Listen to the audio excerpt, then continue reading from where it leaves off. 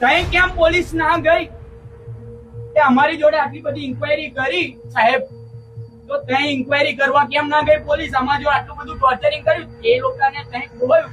એમની જો સ્યોરિટી છે કે સોનું અંદર હતું જ, બરાબર. અમારી જો પ્રૂફ છે, કેમેરા છે, બધા છોકરાઓ જાય છે આવે છે ગાડી બાજુ, પણ કોઈ કાઢ્યું એવું પ્રૂફ છે એમની જોડે? કોઈ એવિડન્સ છે? અને કાચી એફઆઈઆર પર એમને હાથ ઉપાડવાનો રાઈટ છે પોલીસ વાળા જોડે કે આ છોકરાઓને આટલું ટોર્ચર કર્યું, સવારથી ખાધા પીધા વગરના ફરે છે, ત્યાં બેઠા છે, મુર્ગા બનાવે છે, ગમે તે કરે છે, એ લોકો કેટલું વેઠ્યું છે? એ માનહાનિ માટે એ લોકો શું જવાબદારી શું લેશે?